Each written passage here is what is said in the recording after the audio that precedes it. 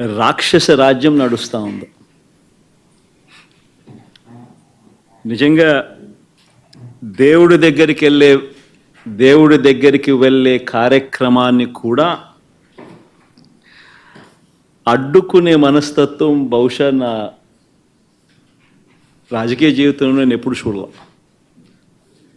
దేవుడి దగ్గరికి దర్శనం చేసుకునేదానికి వెళ్తాము అని అంటే కూడా అడ్డుకునేందుకు ప్రయత్నం చేస్తూ అడుగులు వేస్తూ ఉన్న పరిస్థితులు బహుశా ఎప్పుడూ కూడా జరిగి ఉండదు. దేశంలో కూడా ఎప్పుడు బహుశా జరిగి ఉండదు. రాక్షస రాజ్యం అనేది ఇదే. ఆశ్చర్యం ఏమిటంటే తెలుసా, ఈ మాదిరిగా వైఎస్ఆర్సీపీకి సంబంధించిన కార్పొరేటర్లకు, ఈ మాదిరిగా వైఎస్ఆర్సీపీకి సంబంధించిన నాయకులకు, ఈ మాదిరిగా వైఎస్ఆర్సీపీకి సంబంధించిన అనేక మంది శ్రేణులకు ఈ మాదిరిగా నోటీసులు ఇవ్వడం,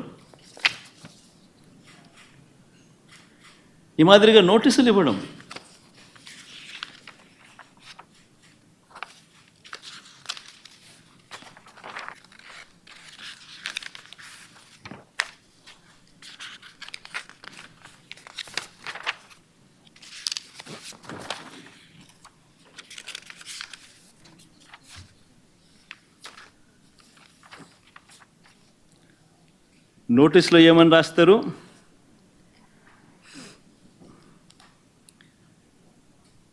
మాజీ ముఖ్యమంత్రి సభ్యులు వైఎస్ జగన్మోహన్ రెడ్డి గారు తిరుమల తిరుపతి సందర్శన ఉన్నందున సదరు కార్యక్రమానికి అనుమతి లేనందున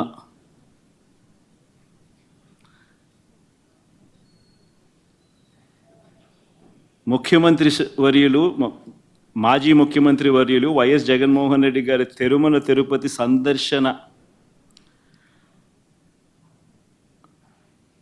సందర్శనకు సదరు కార్యక్రమానికి అనుమతి లేనందున మీ ఆధ్వర్యంలో కార్యకర్తలతో మరియు మీ సొంత వాహనాలలో బయలుదేరి తిరుపతికి చేరుకొని వారు నిర్వహించే కార్యక్రమంలో పాల్గొంటారని సమాచారం.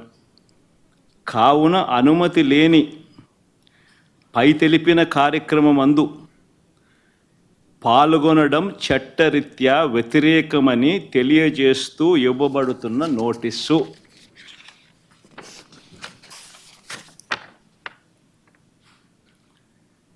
ఒక రాష్ట్ర మాజీ ముఖ్యమంత్రి జగన్మోహన్ రెడ్డి అనే వ్యక్తి, ఒక రాష్ట్ర మాజీ ముఖ్యమంత్రి అయిన జగన్మోహన్ రెడ్డికి తిరుమల తిరుపతి దేవస్థానంలో దేవుడిని దర్శించుకునేందుకు వెళ్తాను అనంటే, వెళుతున్న నేపథ్యంలో మీకు పర్మిషన్ లేదు,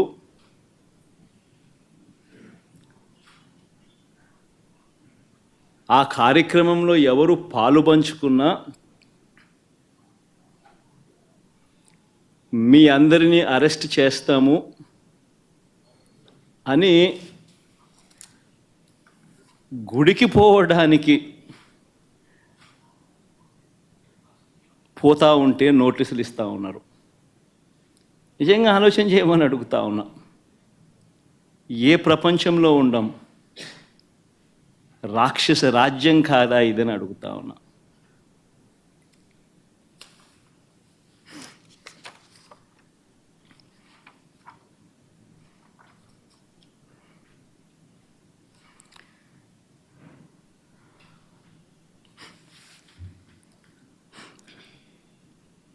ఒకవైపునేమో నన్ను ఇలా వెళ్ళనివ్వకుండా, ఒకవైపున వైఎస్ఆర్సీపీ శ్రేణులు ఎవరు కూడా వెళ్ళనివ్వకుండా ఈ మాదిరిగా నోటీసులు ఒకవైపున ఇస్తూ, మరోవైపున టీవీలలో చూస్తే ఆశ్చర్యకరమైన విషయాలు, చుట్టుపక్కల రాష్ట్రాల నుంచి కూడా బీజేపీ వాళ్ళని తప్పిస్తున్నారు. మరి బీజేపీ పై వాళ్ళకు తెలుసో తెలీదో నాకైతే తెలియదు, కానీ చుట్టుపక్కల వాళ్ళ దగ్గర నుంచి కూడా బీజేపీ వాళ్ళని కూడా అక్కడికి రప్పిస్తున్నారు. కొన్ని వేల మంది పోలీసులు అక్కడ మోహరించినట్టుగా చూపిస్తూ ఉన్నారు. నేను అడుగుతా ఉన్నా, ఎందుకు ఇంతగా టాపిక్ డైవర్ట్ చేయడానికి కోసం ఎందుకు ప్రయత్నం చేస్తూ ఉన్నారు? ఎందుకు ఇలా టాపిక్ డైవర్ట్ చేయడం కోసం ఎందుకు ఇంత ఆరాట పడతా ఉన్నారు?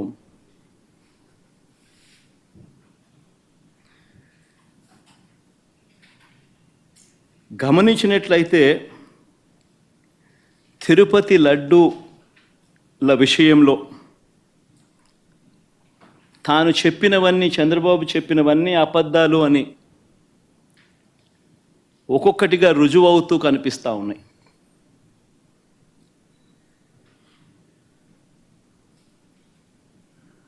ఆ కనిపించే నేపథ్యంలో 100 రోజుల పాలన మీద టాపిక్ డైవర్ట్ చేస్తూ లడ్డూల టాపిక్ తీసుకొచ్చాడు. ఆ లడ్డూల టాపిక్లో చంద్రబాబు నాయుడు అడ్డగోలుగా తప్పు చేసి గుడి పవిత్రతను దెబ్బతీస్తూ అడ్డగోలుగా దొరికిపోయేసరికి మళ్ళీ ఈ టాపిక్ను డైవర్ట్ చేసేందుకు, లడ్డూల టాపిక్ను డైవర్ట్ చేసేందుకు కొత్తగా ఇప్పుడు డిక్లరేషన్ టాపిక్ తీసుకొచ్చి మళ్ళీ అది ఇంకొక రాజకీయం చేస్తూ ఉన్నారు.